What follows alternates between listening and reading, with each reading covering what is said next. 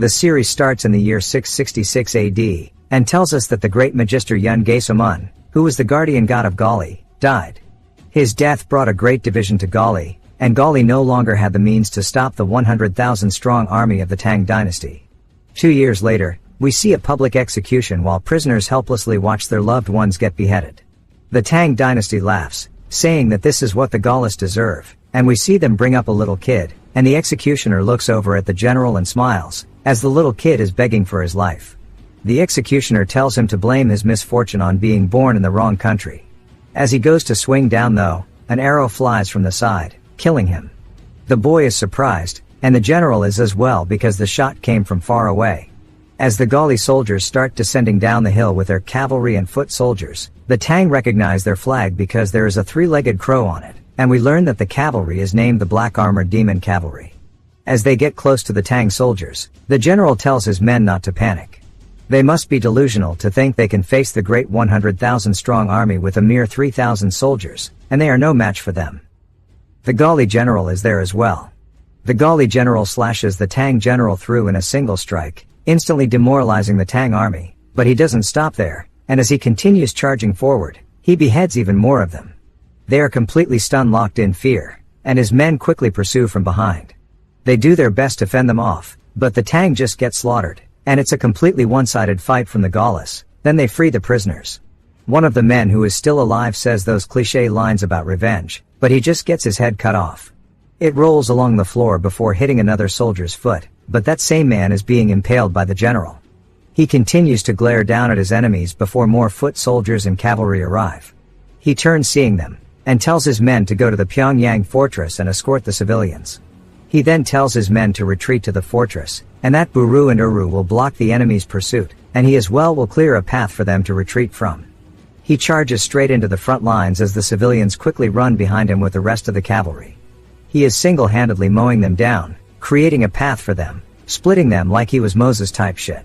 The citizens do their best to keep up with them, and eventually after they get through the main army, his cavalry units start pressing them so they can't chase after them. A man then asks the general to let him fight too, as he wants to protect his family with his own hands. It's the father of the boy who is about to be executed, but the boy says that he'll fight instead. The general glares at him, and the boy tells him he will fight. It continues, and finally the general agrees, asking if he can ride a horse. If he cannot ride, then he cannot fight. The boy realizes that he can't, and the general tells his men to bring him a horse, as the father is now going to fight. His father tells him that he must go, and protect his family.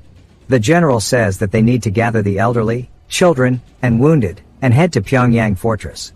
As the boy runs off, he tells his father that he will protect their family, so he must come back alive. As we see the 100,000-strong army charging straight at them, the general raises his spear, telling his men not to let a single one escape. They tap their spears on the ground in unison, creating an echo throughout the battlefield, and they start screaming. The citizens finally make it to the Pyongyang fortress, and bang on the door, and they beg that they let them enter. The men atop the wall look down at them, but do their best to ignore their gazes, as the citizens are screaming, begging that they open the gates. The emperor starts to squeeze his armrest, and looks pissed. He asks his guard captain if there is truly no way. His name is Emperor Bojang. The guard captain begs for him to kill him, and says the enemy numbers are too great. Bojang laughs, and then eventually turns into him crying. The guard captain says that the emperor must escape before the encirclement tightens. Bojang is disappointed that he failed his lineage, and says that even if he escapes, there is nowhere for him to go. The guard captain says they prepared a ship, and he must sail south to gather his forces, and rebuild.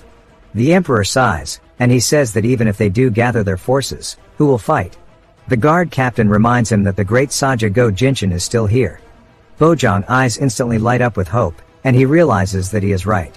He tells the captain of the guard to grant him one request. He listens, as we can't hear what he is saying, but he nods his head, and we understand because of the fact that one of his wives brings forth her child. Some time later, we see the father of the boy dead on the floor, and the General Jinshin stares down at him, saying that his death will be remembered by his son. The next wave of enemies appears over the crest of the hill, and both Buru and Uru start shit-talking each other, making a bet on who can kill more. Hui as well tells him that the tide of battle has already turned. The General Jinshin says that it is going to be difficult to ride forward from now on. Uru and Uru say that they should all have a contest to see who can kill more, and the loser has to go pluck the beard of the great King Yama. Jinshin says a contest doesn't sound bad, and as his men smile, he says that shit actually sounds fun. Everybody starts to laugh, and it starts to echo across the battlefield. Hui smiles because the mood has been lifted, and everybody has already accepted that this will be where they die. Hui looks over at Jinshin, saying that this final battlefield should be quite thrilling. Jinshin slowly raises his spear into the air, and everybody locks in, and Jinshin says that not a single one shall set foot in Pyongyang Fortress. Back at the city gates, the door slowly opens, and the captain of the guard begins to walk out. Jinshin turns seeing him, and he says that this command is for Jinshin as well as everybody else, that they need to retreat, and this is a direct order from their majesty. They start doing so, abandoning their fortress. Uru and Uru both wonder what will happen because if they leave the fortress, it will be in danger, but say that the emperor must have a plan. Currently all they know from the guard captain is that they have to move to the port, get on the ships, and await further orders. Hui says that it seems that the emperor intends to sail south, and regroup his forces. As they are walking past, something catches Jinshin's eyes, and he sees a noble's carriage on the ground. Uru says that he has ruined their country, and tried fleeing. That sure is pathetic. Uru says that he wished he could have put a hole in his skull himself. A man then approaches them really panicked, and tells Jinshin that there is a problem. A Tang cavalry force of 500 is pursuing them from the fortress. It seems to be pursuing a carriage that left the fortress. Hui says that another noble is fleeing, and the man says that's not it. The carriage currently has the emperor's flag flying on it. The guard captain and his men are doing their best to protect it, saying that they need to stay close to the carriage, and they can't allow anyone through. The other force starts to get close to them. One of the men says that he will buy them some time. The guard captain says that's nonsense, but the man calls for the rear guard, and 10 people to follow him. He yells out for the vice captain, but he ignores him, and smiles saying that he must protect His Highness the Crown Prince, and charges straight into the Tang forces. As they charge in, the leader of the enemy cavalry stabs him straight through the throat, and the vice captain grits his teeth, but it's too much, as he gets thrown off of his horse, and impaled into the ground. His men are made light work of, and they quickly continue pursuing the carriage. As they do so, the guard captain looks back, seeing how the vice captain fell instantly, but when he looks back forward, an arrow is flying right by his face. It's not aimed at him though, as it goes straight over his shoulder, hitting the leader of the cavalry behind, causing him to fall off of his horse. The guard captain looks forward to see where it came from, and spots Jinshin's flag, and starts to cry tears of joy, as he and his men are charging straight towards them, going past to allow the carriage to get to the port. As they are riding past one another, he and Jinshin exchange greetings, but that's about it, as they both have their own duty to fulfill. Jinshin to buy time, and the guard captain to escort the crown prince. Jinshin tells his men that they must annihilate all of the enemies before them. They scream, and charge straight in, and it turns to a full-on bloodbath. 2 of the Tang enemies leap at Hui, but get one arrow through both of their skulls, and we see it was none other than Uru, who says that he's up 2 kills right now. Uru tightens the grip on his axe before cleaving through a man and his horse in one, saying that he's only got one more to catch up. As they continue, Jinshin then asks the guard captain if the emperor is in the carriage. He says no. Jinshin asks who's inside then, so the guard captain tells him that it's the crown prince. He then bows his head to Jinshin, who's just taken aback because he didn't even know of it, but since the crown prince is here and the emperor is not, it must mean that he's dead. Some time later, after they fend off the cavalry, Jinshin's regrouped with the main forces. As everybody's going to the port together, Jinshin recalls him asking the guard captain if this is truly a decree from His Majesty. The guard captain said yes. His Majesty ordered them to escort the young emperor by ship to a safe location. Jinshin is still a bit curious as to if it really is the emperor's order. Because like I mentioned before, if it is, it means the emperor is dead. They continue as the night passes and the morning is almost upon them. They've still got a ways to go and Hui says they'll arrive there at sunrise. A man then calls out for Jinshin saying the enemy is here. They look down the hill seeing the enemy forces traveling below them. Uru and Buru start hyping everybody up and Jinshin gives everybody the order to follow him. Jinshin orders the cavalry to follow him and the rest to protect the young emperor. As they are now splitting up into groups, Jinshin and the boys are heading down the mountain to meet the Tang forces. Jinshin and the rest line up and he orders Uru to fire at once. As the enemies get closer and closer, Uru draws back his bow as the rest of his unit does and he says they are aiming for 2 per arrow. Uru shoots the first before their arrows start to blot out the sky like that scene from 300. Then the Tang forces start eating that shit, falling over one after the other. Jinchen takes it as his chance to charge in and disrupt the enemy flow. While they are disoriented, he pivots to the side as the men follow behind him. This whole fight sequence really reminds me of Kingdom. If you guys haven't read it, go give it a read. Jinchen cuts the head off of one of the enemies and the true Tang general watches from a nearby plateau, biding his time until they are tired. Meanwhile, in the carriage, the young crown prince is being lulled to sleep, before an arrow flies in through the roof, almost colliding them. She screams out in a panic which makes the young emperor start crying too. Now that the Tang forces are also at the coastline, the shield bearers are ordered to move to the front and block the arrows. As they walk up, they do so. The Tangs fire their arrows, but the shield wall is holding sturdy. The Tang forces then start running in on foot, and the spearmen get ready for the advance. A man then yells, saying that they will hold them back until the young emperor is safely aboard the ship. They need to endure until the great envoy arrives. His name is Gai Wungsum. The Tang forces start to get closer, but he charges straight in. The main forces of the Tang are now finally upon Jacqueline the rest, and the man introduces himself as Wei Chung Yun, the true guard general of the Tang Empire. Jinchen stares at him and the man says that if he surrenders now, he will personally request that His Imperial Majesty grant him the honor of fighting under him for the Tang Empire. As he nods his head, Chung Yun starts to laugh loudly. He says a wise choice, and he shall make him his right hand before an arrow flies in, piercing his skull. As that is why Jinchen truly nodded, it was for Uru to shoot, and he even pierced the man behind. Chung Wen instantly falls limp. Uru and Buru start shit-talking, them asking if they only fight with their mouths. They quickly surround their general, and Jinchen tells Hui to go. Hui grabs his axe, telling all the troops to heed his call and charge. They start throwing their axes forward, annihilating the enemies in front of them. One of the soldiers who is laying on the floor after an axe caught him in the chest looks up only to see a horse as it stomps on his skull, popping that shit like a watermelon. The fight continues, but back at the port we see that Wungsum and the rest have also held off on their end. Wungsum is gassed out, but hears the sound of horses and wonders if it's the enemies or allies. He spots Jinchen and tells his men that the great envoy is finally here. Everybody starts cheering, and Jinchen yells, telling them that the Tang troops are behind and they need to board the ship quickly and move like their feet are on fire.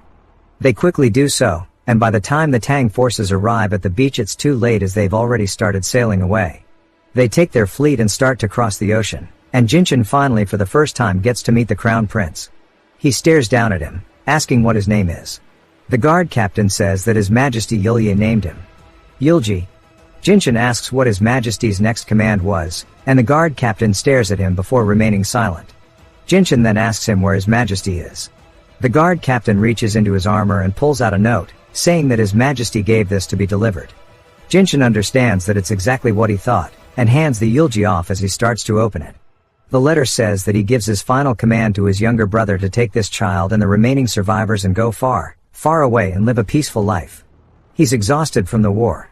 And Yulye says that this is an elder brother's last request to his little brother, and he hopes that he can respect it.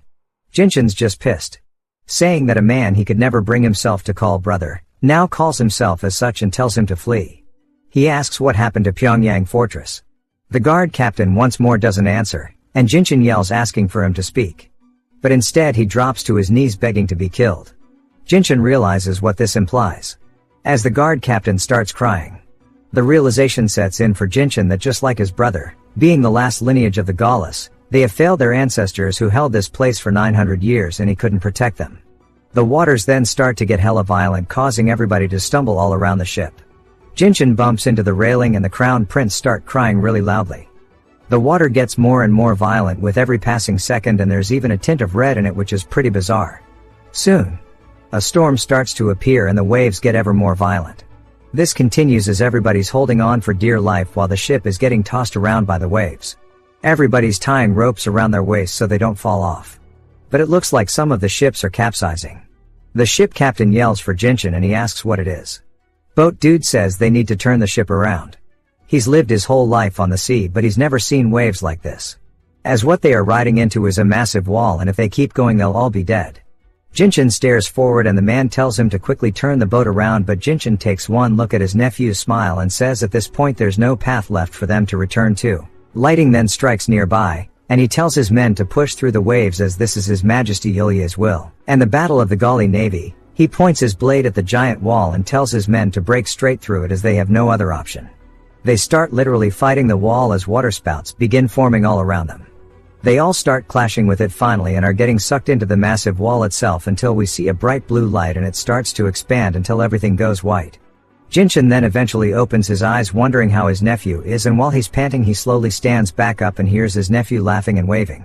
Jinshin looks down confused, and even the man from before asks what happened as the mainland should still be far away. Buru says that the typhoon is already gone and it got quiet all of a sudden, but it was a relief. And he says that if they can see land they should hurry and dock, asking why he's standing there like that, wondering if he has an arrow in his head. The man says that it's just that over there, it's odd. Buru says the view is nice and the land is huge, but no matter where he looks, and it's crazy because even if he turns around there's land everywhere. But as he's doing a second look he asks when the sea got this narrow to begin with, because they are now in a lake. Jinshin asks how this is possible. Buru starts choking boat dude, asking if he's insane if they really just circled around inside a lake for days. Hui tells him to quiet down. Buru though is just pissed, asking how he is so calm when the captain is an idiot. And Hui instead just asks Jinshin what they should do. Jinshin says this is clearly a lake and they set out from the open sea. Whatever happened they must be far from where they began, which means this is a safe place. Hui nods, telling the captain to order the fleet to land, and he yells, doing so. Jinshin just wonders where the hell they've ended up. They dock their boats and start setting up camps. Jinshin tells both Buru and Uru to lead the soldiers and scout the surroundings, as they should use this area to prepare for any possible ambush and form battle lines around this location. Hui says that he understands. Jinshin tells the captain and the guards to report the current personnel. He says understood, and everybody starts going to do their task. He oversees them, making sure they are doing it properly. Until he hears his nephew crying. He enters the tent wondering what's going on, and they all greet him calling him His Highness. He says not to call him that, and they say understood. One of the women says that she'll step aside for a moment, and Jinshin asks what's wrong. She says that it seems that he saw Sophie. He asks if that's so. I don't even know what that means. They look worried as he walks closer. He looks down at the baby, telling them to change his diaper. They all look apprehensive for some reason but start doing it anyways while still looking nervous. As she starts to undo the cloth, Jinshin stares in a surprise, telling somebody outside to get the captain and the guards.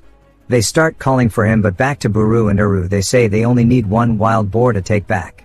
Uru says there isn't a single ant in sight, why is he talking about a boar? Buru tells him that if he's talking to his elder he shouldn't be so rude. Uru reminds him that he is the original. Buru says he can think what he wants but he's definitely older. They then hear a sound and Uru asks if everybody else heard that. Uru tells everybody to stay alert and they all grab their weapons. They keep hearing the snorting sounds and they both look at each other, realizing that tonight is boar meat. As they get closer to the sound, what they see instead is a foot. They're all alarmed.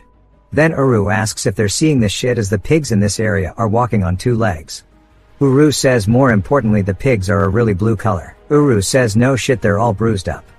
Uru wonders what the hell that even means, but they both start tweaking, saying that it doesn't matter if it's walking on 2 legs as long as the meat tastes good, that's all that matters. The orcs are just looking at each other confused. Uru and Buru both have a hunger on their side and start glaring at their new food. They then recognize that they're food now, but it's too late as Uru and Buru jump at them and all we hear is them screaming. Meanwhile, Jinshin is putting his knife to one of the maidens' throats. She looks up at him horrified. The captain of the guards enters the room, seeing this, wondering what's going on. Uru says that the child has changed, yet no one here can explain why. The captain of the guards realizes what he's talking about and instantly bows. He pulls out another letter. Jinshin asks why there's 2 letters. The captain tells him that another letter was instructed to be delivered once the destination is reached. Jinshin asks if there really were 2 letters and the guard says that's correct. Jinshin takes and starts reading it. As he does so, Yulye, his brother, says that this child is not his heir. She is the daughter of Yuan, captain of the guards, who stayed behind to protect him, and he thought that her life would be far too short to remain in this place to be burned. That's why he sent her to him, and he is sorry for deceiving him. It couldn't be helped. Otherwise he would have thrown his life away to protect the country. While they are both of the same bloodline, he did not want to put his brother, who has spent his life on the battlefield, through such cruelty, so he should not blame himself for failing to protect the country, and that he who rose to the throne through a coup must bear the karma that comes with that. His life was lived as a mere puppet of power. As one of the generals slowly approaches him, Yulye says that he hopes that his brother will live differently and carry out everything according to his will. These are his final wishes to his brother. Jinshin looks pissed, but there's a smaller note at the bottom that says that he hopes that child who grows up well becomes his partner. Not too sure what that means yet, but Jinshin says that His Majesty has granted him freedom. He bows to him, and this must be why they were calling him His Highness, because they knew that this was not the heir to the throne. Jinshin stares at the little girl and stretches his hand out to her. She grabs onto it and he's surprised, and instantly his heart starts to melt when she laughs with him. He turns, telling them to change her diaper. Jinshin asks about the child's mother. The captain says that she stayed behind to protect the castle following her husband, Yul Yuan. He realizes that he should be punished for deceiving Jinshin, but Jinshin walks past him and heads outside to get a fresh breath of air, wondering what he must do now and wonders what he must do now. He first took a sword at the age of 6 and stepped onto the battlefield at 16. When they abandoned the homeland and fled, he fought at the very front of it, and as a bastard born of the Emperor's bloodline, his duty was to protect the Empire, but now the reason for his existence has disappeared entirely. He's in an unknown land and he doesn't know what to draw his sword for. After that night, everybody regroups and he asks how the surroundings are. Uru and Buru say that they scouted the forest, but there were no enemies, and that the atmosphere of this is very different from what they're used to. The environment is also odd. The trees look different compared to what they're used to, but the strangest thing is that pigs are walking on 2 legs. A man then bursts into the meeting room and the captain of the guards asks what the meaning of this interruption is. He says that it seems that heaven has been angered. The captain asks what the hell that even means, and when they step outside, he points up at the sky, telling them to look at this shit, and all of them are surprised by what they see as the moon has 2 other moons beside it, leaving them completely puzzled. Hui points out that even the stars are different, as if it was a completely different world. Jinshin asks if that is so, and says at least they don't have to worry about the Tang army for now. Hui says that's true, but before he can finish his sentence, Jinshin heads back inside. Night passes, and the next morning comes, and we see an orc absolutely tweaking. We see Buru and Uru holding it. Jinshin notices them. The orc manages to break free and starts running. They ask where he thinks he is going, and jump on top of him, taking him to France. Jinshin says it's weird the pigs walk on 2 legs, and says maybe it's someone wearing a pig mask. The orc starts begging them to wait and that they can talk. But of course they don't understand its language. Uru says that it sounds like the pig is trying to talk to them, but Uru tells him he's stupid, asking what kind of animal can talk to a human, and that they should just hurry it up. Uru then starts tickling it, making the pig scream, just begging to be killed instead. He then punches it in the side. Holy shit, did he just kill it? Nope, it's still squealing. But Jinshin asks what they are doing, and Hui tells them they are performing a ritual. Jinshin says fine, but why are they tickling it? And Hui says that a smiling sacrifice would be better. Jinshin sighs, as he can't believe that's what's going on, and he tells them both to stop. They ask why, saying that it's the ritual for food, and he says the ritual can be done later, and since the pig is a green color it might be sick. A man quickly runs over, saying there's a problem, and Buru asks what it is, asking if a dog or cow is ready to walk on 2 legs this time. The dude is surprised, asking how he knew. They're all just kind of standing there in disbelief until we see a giant minotaur smashing through one of their gates. It unleashes a very powerful roar, and all the soldiers ready their weapons, but they're just surprised, asking how a cow can walk on 2 legs. The minotaur closes in, and does a big swing, hitting their shields directly, sending the front line flying through the air, and one of them orders the rest to throw their axes. As they do so, it hits the minotaur all over, and while it bleeds a little bit, it wasn't enough to stop it. Instead, it completely enraged it. It raises its axe into the air, but before it can finish, something flies in and wraps around both of its horns, causing it to miss its attack. It's Buru and Uru, saying that this is insane, asking what the deal with this place is. Uru then asks everybody what they are doing, saying that it's not moving, so they need to shoot their arrows at it. The minotaur grits its teeth, and starts running, trying to take them both with it, and Buru and Uru ask if it's really trying to have a power struggle with them. As they both say bet, they turn, and both pull in unison, causing the minotaur to fall. They then order them to fire, and as they do so, it hits the minotaur all over, riddling it with arrows. It falls to its knees, and Buru leaps into the air with his axe before cutting its head smooth off. It rolls across the ground, and bounces before the shields. What a beast. Buru then puts his axe on its back, and starts laughing, telling Uru that they should be okay to eat this. Uru says that's only if Jinshin tells them not to eat it again. And then they hear the sound of more, turning to see 3 more pulling up into their camp, but behind them there are also werewolves, and they ask how dogs are standing on 2 legs. One of the minotaurs spots the other one's head on the ground, and starts to get pissed as it charges straight in. Uru and Uru say that they should do half and half. Uru asks who's going to get the last one then, and Buru says they'll just have to find out. The minotaur in the lead swings down, but Uru blocks the attack. He grits his teeth, but doesn't budge. Uru then backsteps, and attacks as well, and the werewolves take this chance to flank on the side as well as one of the minotaurs. The minotaur sees that Buru is stuck, and goes to finish the job, but something slashes by in an instant, as we see blood followed by the minotaur's hand being cut off, as Jinshin was the one who did it. The minotaur begins screaming in pain as the blood paints the field, and Jinshin is confused. Uru then punches the minotaur, sending it stumbling backwards from the attack.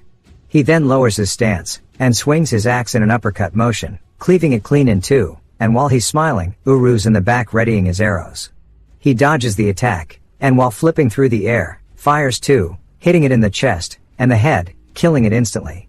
As it falls onto the floor, he does a superhero landing too. As all three of the minotaurs are now dead, Jinshin says that he feels really light, asking Hui if he knows why. Hui says that the gravity here is weak, so their armor, weapon, and their body will all feel lighter than usual.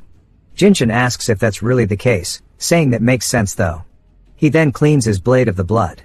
As the minotaur whose arm he just cut off is enraged, going to finish the job, it slams the floor where he was standing, thinking that he got it, but as soon as it raises its fist, it realizes there's nothing there.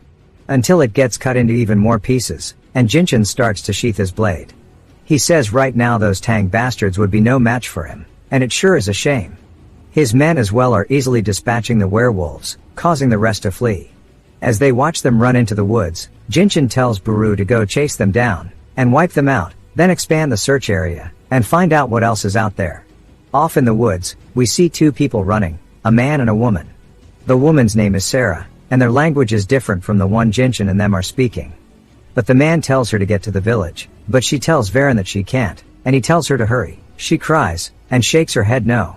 As the heavy-ass footsteps start walking towards them, he draws back his bow, and aims it into the tree line, and we see where the stomping has come from, as there's a giant ogre walking straight to them. It begins to roar, and Varen tells it to shut up, and shoots his arrow at it, but it bounces off its skin. He realizes this is bad, and begs Sarah once more to run. She starts debating it before turning, and crying while running away, but she stumbles, and falls onto the floor, and the ogre spots her, and starts walking towards her. Varen realizes he needs to get its attention, and starts screaming, and shooting it more, saying to eat him instead. As he goes to pick up Sarah, he screams no, but in a flash, Buru picks her up, and takes her to safety off on the side. Sarah looks horrified, and Buru is confused, asking what that thing is, and he thinks it's way bigger than the cow. Sarah opens her eyes confused, asking what the hell a dwarf is doing here. Buru starts hitting her with that crazy short King Riz. He just wonders what the word dwarf means, and that's the only thing he can understand. Then she tells him to dodge, and points behind him, but of course he doesn't understand her language, and the ogre slams down where they were standing, sending a big shockwave through the forest. But we see him putting Sarah down, and she's still just stunned. He smiles at her, and instantly takes off, heading straight towards the ogre, then does a sick-ass flip, telling it to split apart, as he cuts it straight in the middle. She gasps, and Varen is utterly speechless as they watch the ogre get cut in two. Varen says there's no way that's possible, and Buru hits that cool-ass pose right after. The ogre falls into two behind him, and he looks back towards Sarah, and starts to run his fingers through his hair, saying that there must be a higher order, and that wasn't so bad, was it? They're both just confused, but instantly start bowing, thanking him, calling him a dwarf, but in their language, thanks is his name, and he just asks how they knew his name to begin with. Back at the camp, we see both Varen and Sarah inside the tent while the soldiers are gathering around staring at them. Varen says that no matter what happens, he'll save her. We learn that he's actually her uncle, and she says no, she's too hurt to move anyway, and at least he can't escape and warn the village. He asks how he could possibly abandon her, and Buru tells him to stop yapping. He enters, telling him to speak so he can understand. Varen is still trying to convince her to leave, and the soldiers are going crazy over her hair color and skin complexion, asking if they really landed in the West. But they continue speaking as he stares at them. He can tell that she's uncomfortable, and tells everybody to beat it. They start running away. Jinshin says they must be the locals. Buru says exactly, but Jinshin is more curious if they can understand them. Buru says they told him his name, but he can't figure out anything else. Jinshin looks around at the camp, spotting the orc, then says they don't know where they are, and they need to know what else is here besides walking pigs and cows, because unknown dangers could cut their life threads. For that they need words. Of course Sarah and Varen don't understand him, and Jinshin says they'll end up finding a way. Hui says he'll try to think of something, but Buru says he knows what could be a solution here. He says, what then? There's actually somebody here who's a genius that knows every language. Of course it's none other than Wungsum, and he introduces himself. Apparently he knows every language under the sun. Jinshin asks if it's true. He says he traded west with his parents when he grew up, so he picked up a lot of foreign languages. Jinshin tells him to try talking, and he says this is his chance to prove his worth now. All throughout his life he's been to many places like Rome and Japan, and there's nowhere he hasn't been, and no language he doesn't know. He says bonjour to her, and she's just confused. He says he guesses that's a no, and then he says hello to her, and of course she doesn't understand that either. Jinshin wonders if he's wasting their time. Then Wungsum says he'll try the cheek-to-cheek greeting, and says bonjour once more. She's freaking out, and Buru asks what the hell he's doing. Jinshin is growing more annoyed, and Wungsum then starts going language after language until he gets hit on the head by Uru, saying that he guesses it won't work. Jinshin says that he forgot he's useless outside of battle, and Buru calls him a con man. Telling his brother to take him away, he starts dragging him, as Wungsum begs for another chance, and continues trying to get Sarah to answer, but it's no luck, and his new title is con man. After he leaves, Hui says that he'll try. He gets on one knee, while pointing at himself, and says his name. She's confused, and then he does it once more. She then starts saying his name, saying that she understands. He then asks for her name, and she tells him her name is Sarah. Everybody starts going crazy that Hui actually got it, and Buru laughs really loudly, saying that he already knew her name, as he called her name twice. Buru starts laughing, saying that she already knew his name when he saved her, and she once more thanks him, but in her language it just sounds like his name, and he laughs, saying that she has a good memory. Jinshin says that it sounds like he's just yapping, and Hui tells him to let him have his fun. Jinshin stands up, saying that it's time for them to call it a day, and everybody salutes him. They all leave Sarah and Varen to stare at him, and Varen says that he's still here though, because they ignored him. Later that night at another outpost, inside we see a man looking down at his table eating some food. His name is Baron Alvin of the High-On Kingdom, and his guard is named Tilluman. A man in tears says that the mercenary band will seize the farming village soon. Alvin wipes his mouth, saying that he can't believe those vermin are fleeing the kingdom, and he'll make them pay for that. Sometime later, Jinshin asks if they're leaving tomorrow, and Hui says they are, but strangely, Sarah follows both Buru and Uru well, and so they decided to send her along on this trip. Jinshin says that purity and simplicity go hand in hand. Hui asks what that means, until he hears Buru saying that he's here. Jinshin tells them to enter, and we see Sarah with him. Hui now understands exactly what he meant by purity and simplicity, and laughs a little bit about it. Jinshin says that they should go to the village and let them know that they help them, and that they're peaceful. Buru says that he will, and to trust him, but Jinshin says no, and that he's gonna send the captain of the guards. We finally learn his name is Demu Diok, to go with him. Buru asks why all of a sudden, and if he really doesn't trust him. Jinshin says it's not that. He needs to focus on looking after that child, and making a good impression, and since Uru needs to organize information about that place with someone named Varen, he's attaching the captain of the guards to this detail. Buru says that he didn't realize he was planning this far ahead, and laughs, saying that he thought he didn't trust him, and that he understands. Jinshin stares at him, saying that the only thing he can trust him in is combat, but he didn't want to tell him that. As they're heading to the village, they're escorting some of the orcs with them. Uru recalls Jinshin saying that Demu Diok has a mountain of work to do within the camp, and so he'll just send the two of them to go, and come back safely. They tell him not to worry, and excitedly walk off, and Jinshin, though of course, doesn't like that, and isn't pleased with it. As they're using the orcs to pull the carriage, they then start smelling something, and their movements become a little more stiff. As they continue, one of the men says that he can see the village. Uru then tells everyone to stop, and then calls out for the con man. Of course, it's Wungsum. Wungsum says that he's not a con man though, and that he learned to speak their language in just 10 days.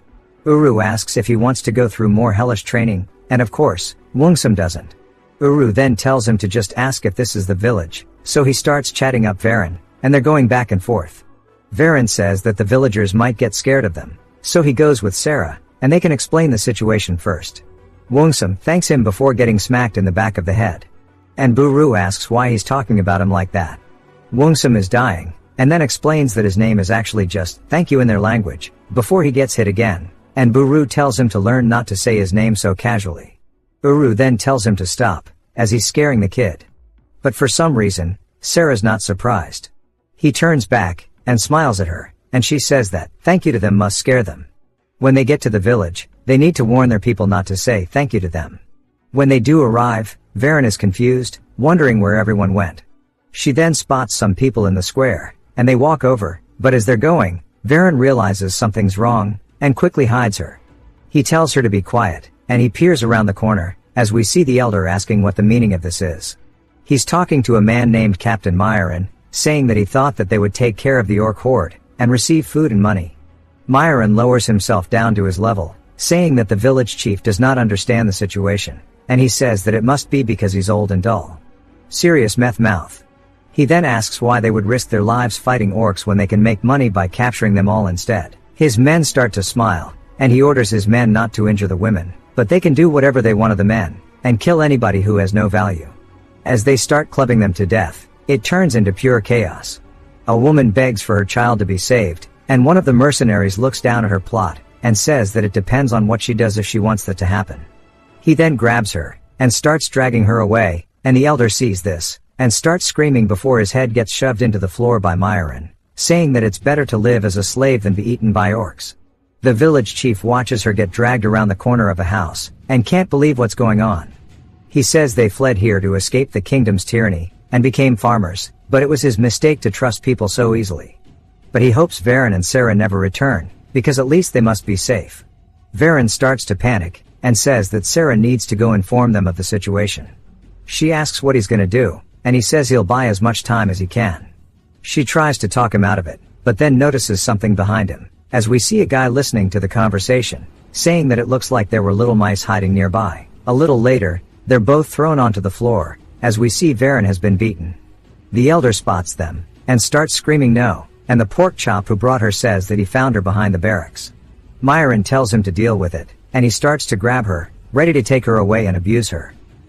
Varen tells him to stop, before he gets kicked in the face. He starts dragging her away while she screams, and then his body starts to shake a little bit, and Sarah's confused, before he starts to fall backwards, as an axe is implanted into his skull. Myron asks what's going on, and we see Buru riding in on this horse, and they're asking why a dwarf is here. All the mercenaries are staring at it now, saying that his axe is massive. He then parks the whip, and hops out of it, asking Sarah if she's alright, as this place is dangerous, and she should take Varen and get out of here. She does so, and he yells, telling them all to brace themselves. The mercenaries are confused until they hear more horses, and the boys finally pull up. Buru tells them all to beat them, and treat them like beasts, and if they're armed, to kill them instantly. The cavalry recharges straight in, and takes out the mercenaries with complete ease. One of the men who was trying to tickle the woman behind the house runs over, pulling his pants back on, and asking what's going on, and when he turns, his head gets sent flying into the air. Good shit, Buru. The slaughter continues, until Myron and a couple of his men hop on horseback. One of them asks if the kingdom sent the night order, but Myron says there's no way they could have come here this fast. The other man says he's never seen nights like these, and Myron as well has never heard of such a night order in the kingdom, or on the continent, and wonders what's going on. His man tells him they need to make a quick decision, before he gets some crazy back shots, and dies instantly. He spots what he says is the bolt of a crossbow, and wonders what's going on, and starts to have severe anxiety, and one of his men yells, telling him to look, and when he does, he sees an archer cavalry. He says that from arrows flying all the way over there, he says that makes no sense that they're using bows, and what he saw was a crossbow bolt, because a normal arrow can't fly that far. He realizes they're outclassed, and if they don't flee, they're all going to die. As he starts, he tells his men to run, and that they need to get out of here. As they start running, Buru spots them fleeing, and asks where the hell they think they're running off to, and instantly chases them. Myron then tells one of his men named Joltung to kill them, but to Buru, that word is another word for shorty, and he starts to get pissed. Myron once more yells at his men to turn around and fight, and as they do so, Buru of course doesn't even hesitate. He tightens the grip on his axe, and starts mowing them down, instantly killing all three of them. He then starts surfing on his horse, and leaps off of it toward another one of the men, and when he looks up, all he sees is Buru, before he gets split down the middle, as well as his horse, and it's not just that, the ground as well gets shattered, and Myron already knew they messed up, but this is on a different level, as Buru glares at him, not wanting to let him escape. His heart starts racing, and he yells, telling more of his men to turn and fight, and as they do so, Buru says this is more ridiculous than regular infantry. He'll give them that they're good at running, but that's all he'll do. As the enemy horses charge at him, he tells his men to deal with the ones in front of him, and they quickly storm by, obliterating them in an instant. One of his men asks about the one who's running, and Buru says that they shouldn't waste their time, because of course, his brother Uru is still here. Myron's about to make it out of the city, and the village, saying that he needs to go report this to Alvin immediately, before he hears the sound of an arrow, and feels it right after. He and his men are instantly all taken off of their horses, and he stumbles along the floor. He starts to stand up, holding onto his wounds, and as Uru and the rest prepare their next shots, he readies his arrow, and draws it back, and all we see is complete darkness. Inside the darkness, he catches a glimpse of Myron, and readies himself. Myron says that that's not a dwarf, that's a monster. The arrow flies in, and he doesn't even confirm it hit, and just tells his men that it's time to go, because he's that confident. As we see Myron's brain juices on the floor. Back at the village, people are crying, holding their loved ones, and the woman who was potentially tickled is holding on to her husband. Uru says the most beast-like creature of all his men, and the elder begs that they spare their lives. Varen tells them all to calm down, as they are here to help them, and they ask if that's true, saying that they thought they were soldiers from the extermination force, and they ask how the hell they would have come this far to begin with, and they realize now that they've been saved. Uru tells Wongsum to relay what he says properly, and he says okay, but Uru senses something, and he looks off into the woods, saying that they're going to have to talk about that later. Uru asks what he sees, saying that he doesn't see a single thing, but when he looks closer, he sees a bunch of eyes staring at him, and he is confused, asking why there are so many pigs here now. One of the men starts to ride away on horseback, and recalls Buru telling him that he has to go tell Jinshin what's happening. He hopes that they hold on until he gets back, as he continues riding to the camp. The orcs continue coming out, and Buru yells for Khan Man. Wongsum asks what he needs, and Buru tells him to gather up every able-bodied man with a bow. As the orcs continue drawing closer and closer, Buru watches as all of the men are given direct orders to draw their bows back, and ready themselves. Uru starts reprimanding them, saying that bow is ass, and he tells Wongsum that when he gives the signal, he needs to signal the other ones, asking how many arrows they have left. His men start telling him how many each of them have, and then Buru says that will be enough, and to put them all in the quiver. Finally at the tree line, the orcs start to come into sight. The cavalry archers draw their bows back first, and the elder of the village says that there's no way they'll hit from this far away, and even Varen is doubtful, saying that he knows they're amazing, but there's no way they can defeat this many orcs. The orcs start to charge at them, and Uru yells, saying that if they don't take down at least 2 with one shot, they're all going to die here, and he tells his men to let him have it. In unison they fire out their arrows, and each person does start doing the collapse, taking out multiple orcs with a single shot. The villagers are surprised, as they can't even see the arrows, and yet the orcs are dying, and they say that has to be a magic item. Uru then orders the men to follow him on horseback as they charge in. Speaking of charging, the guy finally makes it back to the camp, and he quickly dismounts, and runs to Jinshin yelling for him. He says that there's a herd of at least 100 pigs, rather, orcs attacking the village.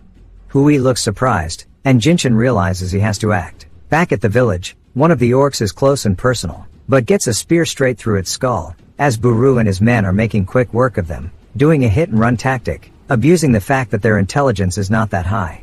Uru is enjoying it, saying that in the end pigs are still pigs, and Uru says that's a fact, and that he and his twin are straight experts at hunting them.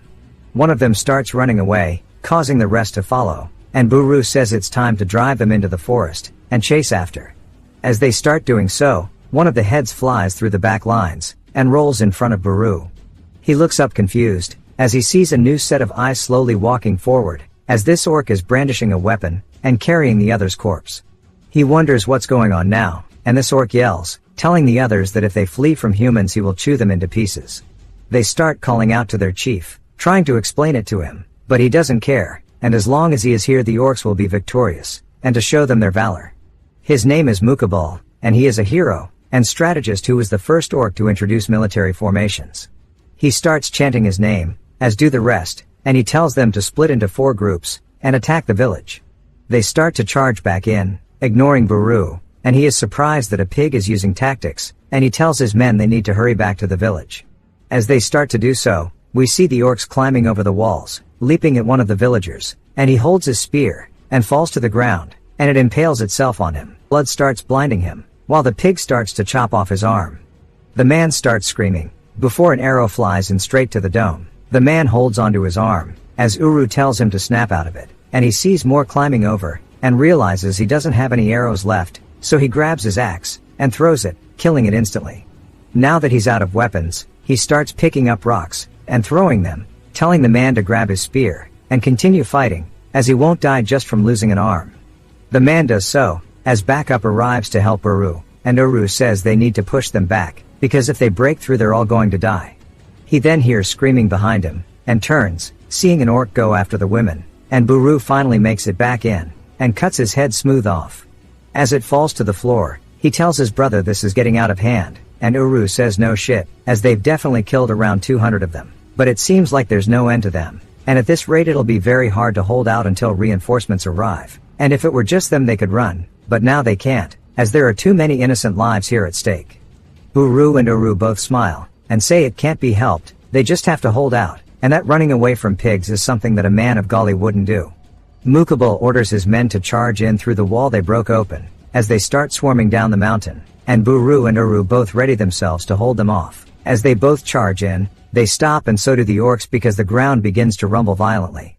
Uru looks over, spotting dust and horses, and now they both realize that Jinshin's made it. As they're charging straight in, Buru begins laughing. While the orcs are confused, he takes the chance to cleave them clean in half, saying it's time to continue their pig hunt. And he and Uru are super hyped up. Wongsum and the rest are fighting now too, as Jinshin's still getting in close. He orders them to move in a wedge formation. And the orcs start calling out that the cavalry's here. From up top, Mythical watching the fight, saying that he's devoted his life to preparing for the day that they'd face human cavalry, as he's going to revolutionize the orc strategy. He says no matter how skilled their riders are, they'll never break through the wall of their brave warriors, telling them to unite. They start chanting, getting on top of each other, making an actual monster wall. As Buru and Uru are surprised by what they're doing, they're just confused as well, asking what the hell that is. Uru asks how he's meant to know that, and Mythical says that they're going to be mercilessly crushed by this. Hui tells him that if they run straight into it, it won't be good for them. Jinshin calls them strange, as he just speeds up his horse. They start to veer off to the right, and some of his men veer off to the left. The orcs continue screaming, unite over and over. Jinshin comes in close, and one of them even passes straight by his face, as he and his men are pivoting around them. Mythical starts laughing, saying that the human cavalry is fleeing from their valor. The orcs as well are all saying long live. The villagers draw back their bows. Uru says that they truly couldn't miss a target they could hit with their eyes closed, telling them to shoot already. They do so, and begin hitting the orcs with back shots, causing the tower to crumble on itself. Mythical says as expected, they're moving, and he tells his men to scatter. As they start spreading in different directions, Mythical laughs, thinking his strategy's good, but Jinshin's just confused. Bro is cooking and burning this shit. At first they banded together and opened a path for them, but now they're making it easier for them to get picked off. He says they'll have a full-speed counterattack, telling his men to go straight for it. They charge in, picking them off one after the other. Once more, Mythical tells his men to form up and unite. They get shot down, and they try running away once more. This happens over and over, until Mythical finally gets pierced in the chest with a spear. He can't believe it, as he's falling off the cliff face first, and Jinshin was the one who threw it, saying that'll definitely quiet things down. The orcs start screaming, saying that their chief is dead, and Jinshin tells his men to slaughter the rest. As they do so, some of them begin flinging into the mountains, and the villagers let out some primal screams, as they've actually managed to survive. This continues until Jinshin arrives in the village, and his men all greet him. The villagers look up at him, unsure of how to act, but Jinshin just looks around, seeing all the death, and how they're still all injured, and he asks for an interpreter. The orcs are left to wait for Jinshin to come back. Uru tells Conman to get up there, and Jinshin says they'll be leaving now. Wongsum translates it, and I think the translators had a stroke. Uru says that Jinshin needs to listen, But Hui shakes his head no. The villagers say that if they leave now, what will happen if the others return, and Jinshin tells them to protect their own lives. The villagers are in disbelief and fall to their knees, begging for him to protect them all. Wongsum tells him, and Jinshin asks if they wish to become slaves. Wongsum translates it, and they look surprised, and Varen says that in the end, they might be no different from the kingdom. But Jinshin tells them that they are people who live to protect their nation and families and their people. They did not take up the sword to protect those who would hand their lives over to others like them. The elder once more begs for him to save them, but Jinshin says this land is their kingdom alone, saying surely they understand that their kingdom is something they must protect themselves. They shouldn't have summoned people they couldn't handle, and the money should have been used to buy swords and armor. A kingdom protected by the strength of others is bound to fall. So he wants to know if they wish to become slaves, or will they take up a sword and risk their life to protect their family. If they take up the sword, he will allow them to become his people and his family. Hui, Buru, and Uru all look at Jinshin full of admiration, full of respect for their leader, and the villagers are still just terrified. Jinshin looks a bit disappointed and tells his men that he's going to be heading back. A young boy says that he'll take up the sword himself. Jinshin stops, and the boy yells, saying that even if he dies, this means Jinshin will protect his family. Jinshin looks over at him, recalling the boy that he saved who wanted to fight instead of his father, and he dismounts his horse. The kid looks worried as Jinshin approaches him, and he tells him that his grip is sloppy. He teaches him how to properly hold the sword, and tells him that now that he's holding it, he should not think of dying. He must live to protect his family. Jinshin does need a translator to know that the kid says yes, as his eyes begin swelling up with tears and his eyes light up. Jinshin as well looks a little happier. The kid has sparked courage in the villagers, and he tells his men to bring them with as they retreat back to their camp. Sometime later, in the village, some birds are resting right above Myron's corpse, and as we hear the sound of a horse getting closer and closer, it's finally upon the body, and we see it's none other than Tilluman. Then they walk into the village, seeing all the bodies strewn about. One of his men says they have searched the entire area, but there are no farmers left. Alvin then asks Tilluman what he thinks happened, and Tilluman says that it seems both the orcs and mercenaries were killed by the same party. Alvin asks if he is trying to imply that the farmers killed both the orcs and mercenaries, and fled, but Tilluman says he doesn't think so, as he found an arrow he had never seen before, and that there is an unknown faction intervening. Alvin asks why someone else would dare covet his property, and turns around pissed, saying that once they have gathered all the farmers to be tributed to the kingdom, he will eliminate them. Back to the camp, Jinshin and the rest are finally returning with the villagers trailing behind, and of course the men are pogging out once more because of their skin colors. They are talking about how pretty one of them is, and Buru asks why they are drooling so much, and says that just because he was gone, it seems they have been slacking on their training, and that they should look forward to today's training. Dimudiak asks what the situation is with the refugees behind Jinshin, and he says that from now on they are people of Gali as well. Dimudiak asks if that means he is about to continue the line of the Emperor, and Jinshin asks what he is talking about. Dimudiak says to accept the message people means, but before he can finish his sentence Jinshin cuts him off, saying that what they need now are soldiers to repel invaders, and women and children who can become the heart of the will to protect, and that is why he brought them here. Dimudiak is still trying to understand what he is saying, but Jinshin says this is enough. Hui then calls out to him, saying that since he has already accepted them as his people he should do as the commander of the guard says, and continue the line of the Emperor. They do not know where they are, or even if this is the world they lived in, and giving the soldiers and the people a goal will become a pillar to support their lives, and he must make that decision. Jinshin turns at him, and Hui smiles. Jinshin says that he would be better off as the High Emperor because he doesn't want to do it.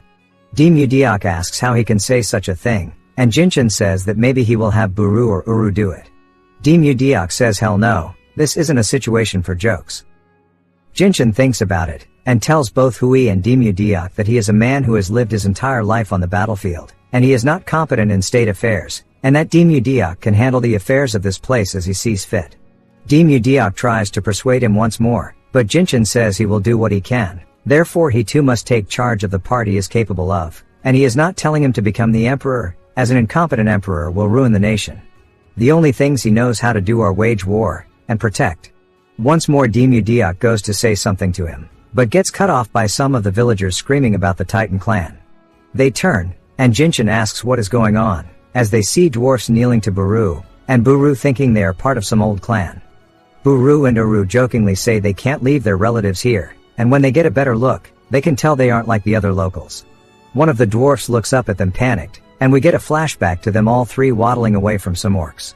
They are the three stone brothers. Gray says this is all his fault. It's because of his greed to find an Orvain that they came all the way to the mountains, and are now being chased by orcs, but while they are running they turn surprised to see some of the soldiers save them, but are confused because their skins are yellowish, and they have black hair and eyes, and they are a little different from the humans they know. Even the men stare at them, and say they are both like General Uru and Buru. Sometime later, at a nearby blacksmith, here at the blacksmith he says that they seem to be blacksmiths in this world, but he has no idea what they are doing all the way out here. They are staring at the blaze, asking how the hell a human could create such a weapon, and then that is when Jinshin returned. They looked out the window, and were instantly surprised to see Uru and Buru, and called them brothers. They say that because they have bronze skin and black hair the legend was true, and that's why all the weapons here are as such, and that's why they were bowing to them. They all three start dancing in unison, and Buru and Uru were just confused, but feel a little offended. Jinshin doesn't really care for what's going on, then heads out to the docks. He recalls Hui telling him that he needs to make this decision, but as well as recalling his brother's words about how to carry out his will. While he is a descendant of the emperor, he was an illegitimate son, and he spent half of his life on the battlefield. The Gali he sought to protect went up in flames, and he came here to protect what he thought was the heir to the throne, but it was a girl, not a boy, and that child was not even a descendant of his brother. He must make a choice for the soldiers who believe in him, and if this is the world he came from he will build his strength, and strike the Tang. If not, then he will continue the history of Gali, as that will be his main duty, and purpose for those who follow him. He looks up at the moon, seeing the two extra ones instantly, and he realizes it, and smiles, saying that it seems that it has been decided, and he walks back inside.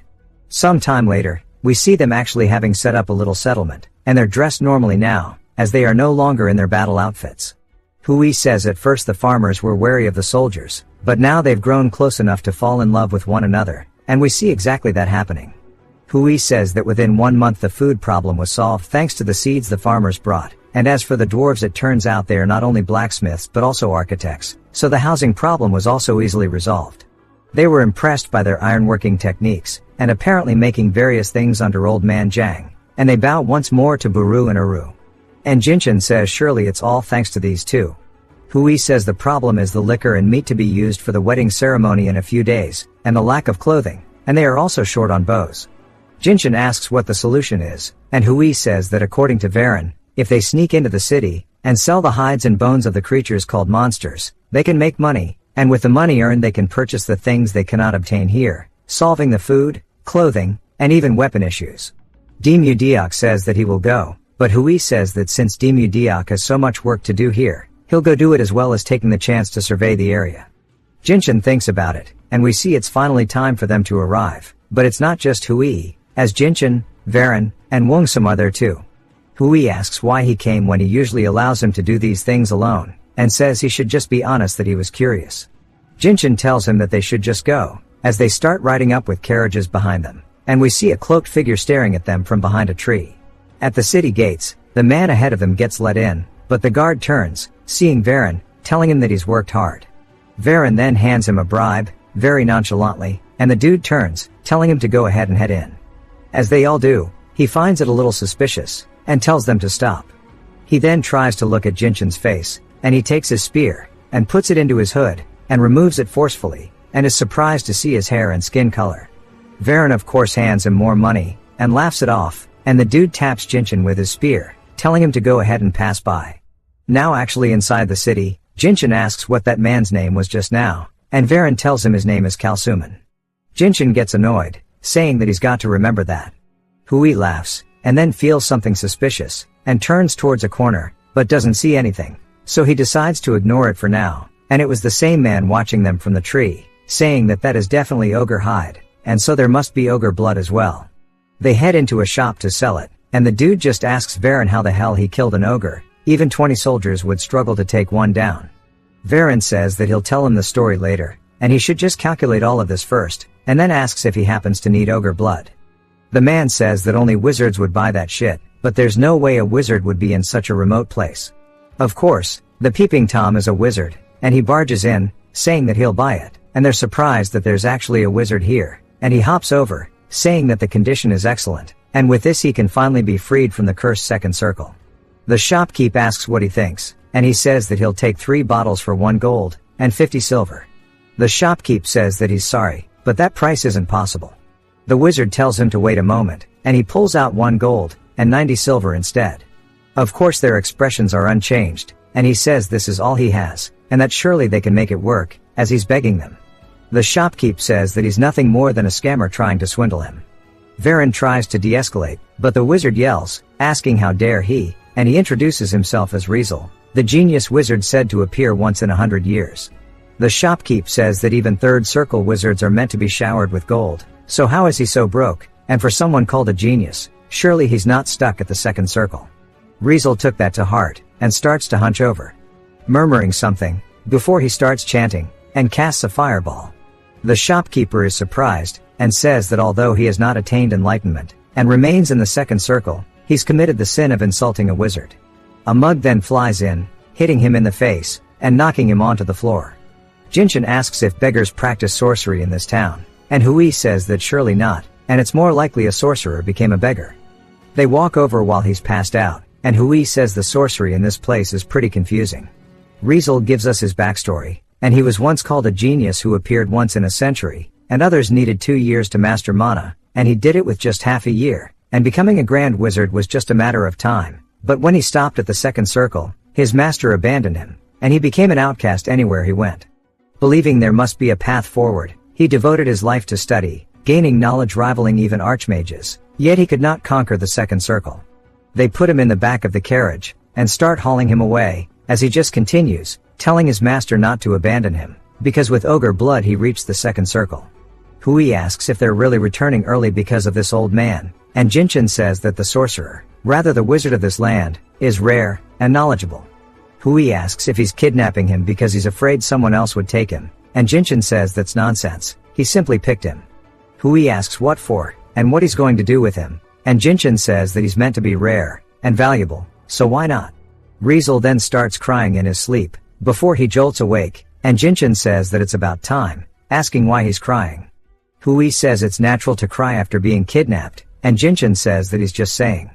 Riesel wonders who these people are, and what they're planning to do with him, and he says they must not know that a mere rope can't bind a wizard. His eyes start to light up with mana, and he starts to strengthen himself, breaking the rope. He then casts Energy Bolt, and he says even though it's his second circle spell, it's not something to be taken lightly. It flies at Jinshin, and he hits it with his bare fist, which catches Riesel off guard.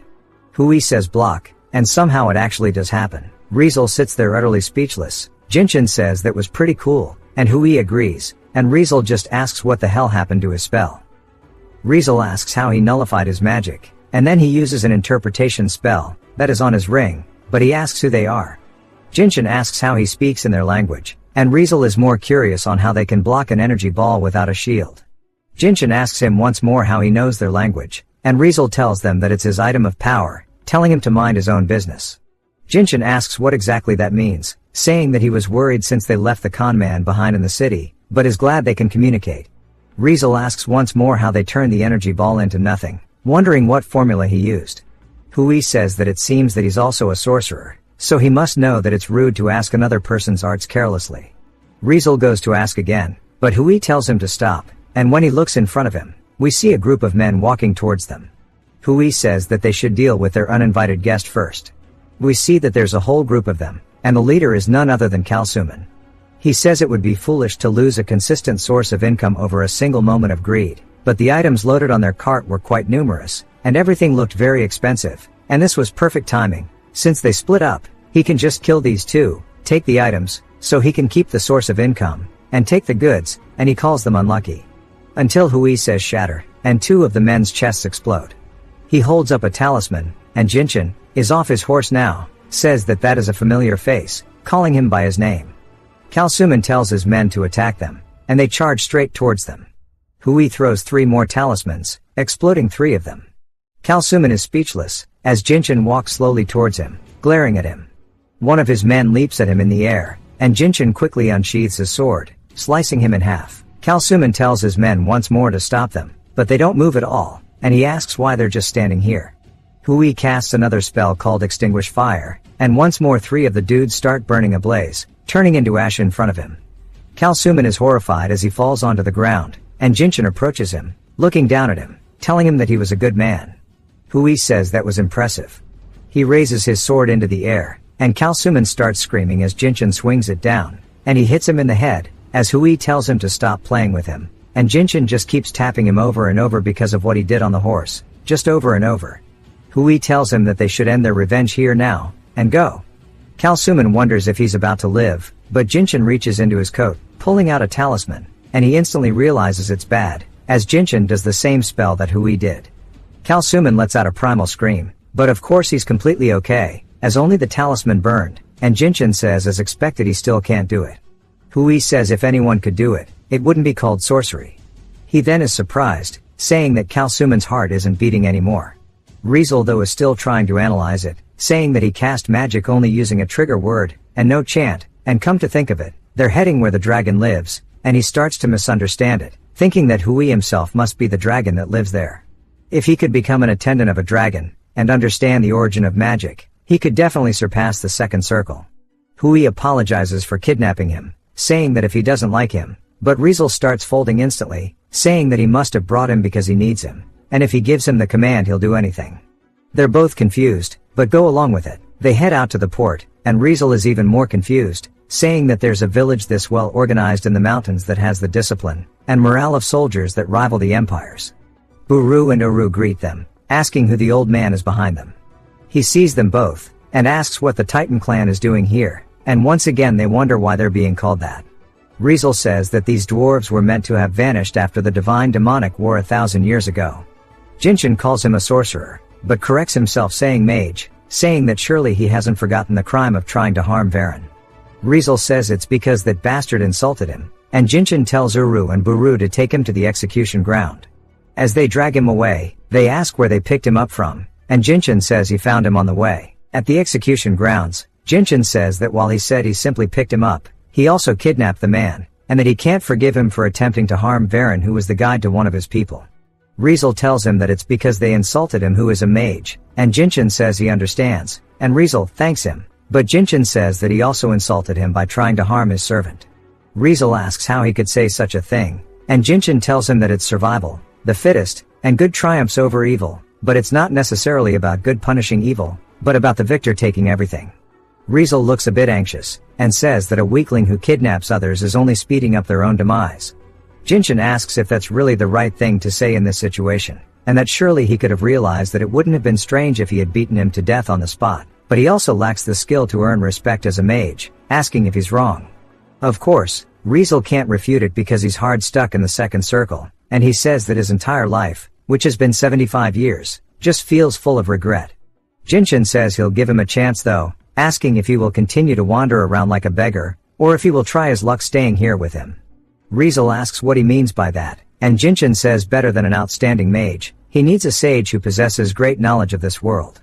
As he approaches the execution, Jinshin says he will continue to live, and he asks him if he will join him. Riesel doesn't answer, so Jinshin tells him he'll ask one last time, saying that he needs him, wondering if he will join his cause. Riesel asks what he'll do for him, and Jinshin says that he doesn't stand by when someone mistreats his family or his people, and if anyone dares to look down on him, he'll smash them to bits. Riesel starts to tear up before bowing to him, saying that he will serve him as his master. Later that night, we see Riesel with Buru and Uru, and he's just confused, saying that he thought he would be treated as a servant, but instead Jinshin ordered Riesel to teach the two of them. They ask Jinshin what they're meant to learn at this age, and Jinshin says that they can't just stay here forever, they must understand the place to decide their path forward. Riesel misunderstands it, thinking that he's allowing him to teach people from the Titan clan, but of course we know that's not true.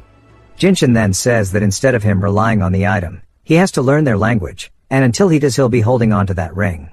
Riesel is confused, and Jinshin says that he doesn't think that he took it because he wanted it, but Riesel says he must have his reasons. After a bit of them learning, Buru and Uru both pass out, and Riesel says in the end dwarves are still dwarves. Jinshin then enters. As Riesel greets him in his language, Jinshin stares at him, and takes the ring off his finger, handing it to him, and then turns around, telling him that it's broken. As Riesel puts it back on his finger, he uses the magic, telling him that it's not broken, but it's too late, as Jinshin's already gone. Elsewhere that night, we see Wongsum and Varen on their way back. Wongsum notices something, and realizes that they are walking into a trap. He tells Varen to stop, and he hops off the whip, and puts his ear to the ground, listening for footsteps. Varen asks what he's doing, and he can instantly tell that his gut was right, and he tells Varen they are abandoning the cart. He takes his sword, and ties it around his chest, saying that he needs to hurry unless he wants to die a pointless death. Varen is confused, and they wait in the forest nearby, watching the cart. As they do, 2 knights from the city approach it, saying they can't believe they would abandon it, and that they couldn't have gone far, so they need to spread out, and find them. They start walking towards them into the woods, and Varen wonders what to do. Wongsum stands up though as Varen panics, wondering if he's going to die like this, but after it gets a little silent, he opens his eyes, seeing that Wongsum has already dealt with the 2 of them, and the last guy is unable to move. Wongsum didn't think Wongsum was actually this strong. Wongsum tells the man that it's best for him to stay quiet, and if he answers his questions honestly he can go home to see his wife and children.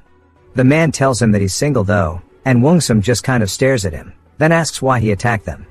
He says that it was an order from the kingdom to conscript soldiers, so Alvin is capturing farmers to fill his quota. Wongsum says this must be why the mercenaries attacked Varen's village to begin with, and the man begs to be spared, and then he goes to say that he has a foxy lady.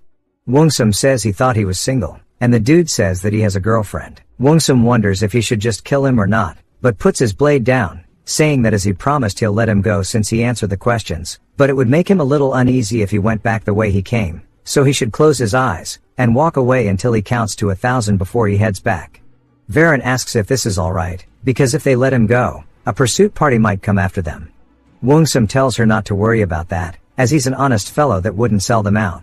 The dude says of course not to worry as he walks away, and Wongsum tells him to go full speed. As he does, he's happily singing, and walking forward until he screams. Varen wonders what's going on, and Wongsum laughs, saying that he should have been more careful, as we see he made him walk straight off a cliff. Varen calls him a liar, and Wongsum says that he actually kept his promise. Other men arrive, asking what's going on as they see their fellow soldier dead on the floor, and they start to surround them. Wongsum smiles, asking why he's always being tested by the heavens like this. One of the knights says it's just the 2 of them, and they should finish this, and head back fast. Varen asks him what he's going to do as they start to slowly approach them. Back at the village, Sarah is running somewhere, and she goes into Buru's room, and he asks what she's doing here so late. She asks when her uncle was meant to be back, and he says that he'll be here tomorrow. He can tell that she was worried, while asking what's bothering her. She says the road here is dangerous, and who knows what the soldiers might pull this time. He says that she must be worried about him going around with just the con man. She says that she is, which causes him to laugh a lot. She wonders what he finds so funny. Seeing his track record, trust must be hard to come by for him. As Wongsum sighs, he draws his blade, saying that nothing ever goes smoothly.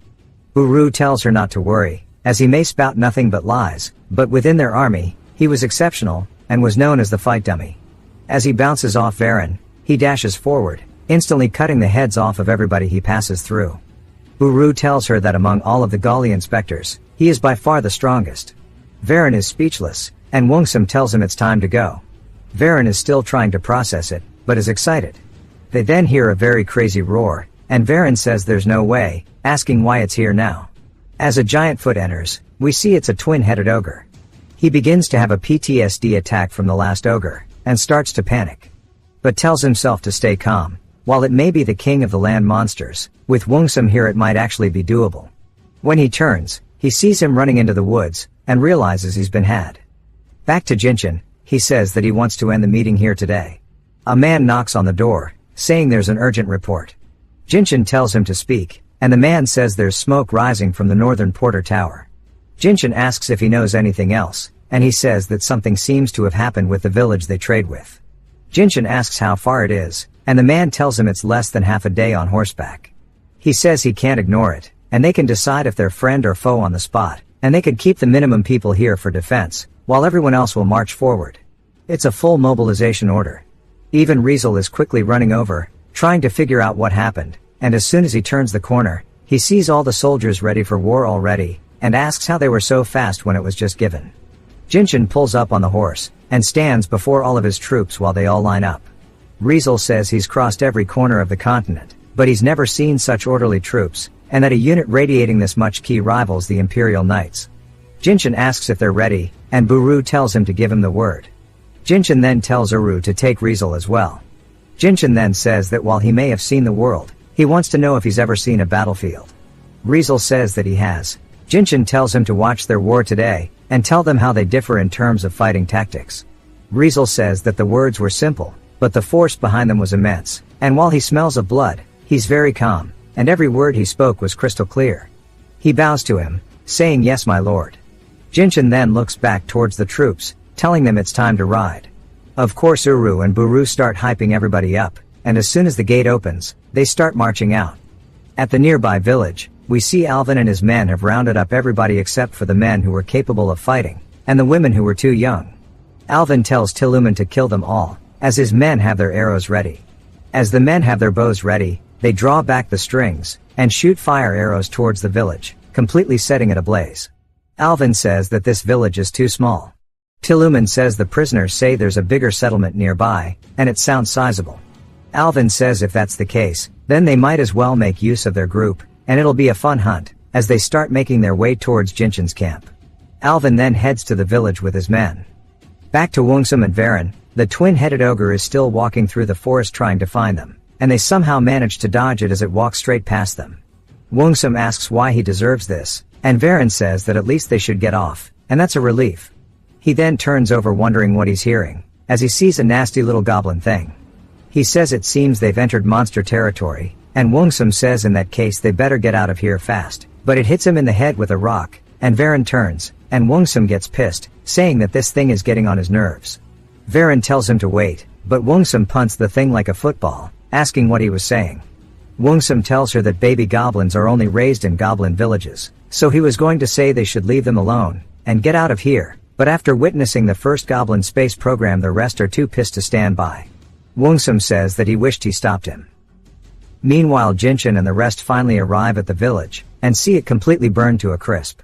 He tells Hui that they'll rest here for a bit, and watch out for any ambushes. Rizal then tells him that judging by the insignia on the arrowhead, they are Baron Alvin's private soldiers. Jinshin says he sees, and he heard that he'd be coming to this area to capture farmers, asking if he has any idea why. Rizal says the real reason he came here was because the monsters here are ferocious, and numerous, so sending in an army would result in heavy losses. Since the city at the entrance to the mountains is a commercial city, they didn't need many slaves, but in this case it's to gather personnel for the war, and the more developed a city's commerce is, the more their wealthy trade duke help their children avoid conscription. So it's a common practice to buy serfs or slaves, and send them to the battlefield in their place along with a bribe, and it seems that they're planning to use the captured farmers as slaves. Jinshin says they are insane, asking if they really think they can win like that. Rizal tells him that the Haiyan kingdom probably doesn't care whether they win or lose. Jinshin asks what he's talking about, and he says that this country shares borders with two giant empires, and faces a maritime empire across the sea, so it's always been at the mercy of their checks, and the demands of their stronger side. So when they go to war, they've survived by providing both sides troops, so it doesn't matter who wins or loses, and that is the reality of this country. The Haiyan kingdom is a land that no one protects. Jinshin says that it's sad that they've already given up on being a nation. One of his men approaches him, saying that they found an enemy encampment, and there were about 20 cavalry, and 600 infantry. They saw about 250 people who seem to have been kidnapped from here trapped in carts, and it looks like they're resting before moving on to another village. Jinshin says that's perfect, and that means tonight will be a long night though. At Alvin's camp, we see them torturing the villagers that they just kidnapped, and they're beating them over and over, and the men are laughing, having a great time, and some of the other men start undressing going towards the women, and one of them offers food and wine to the first one to step forward, but of course nobody does, so he walks over, and forcefully grabs onto one of them. Meanwhile the guards out front say that it sucks to be on guard duty instead of having fun with the women, and the other dude says that he feels that shit. The air then gets a little tense, and they wonder if maybe it's just because of the fog. The dude who was just saying that he feels him tells him that surely he's not scared of a wolf. Then an arrow flies into him, and his homeboy, taking both of them out. He then turns, seeing that the other ones are already dead too, and he hits the most zesty pose I've ever seen, wondering what's going on, before he catches one to the head too. He falls over as Hui and his men approach the front, saying it's time to send the signal.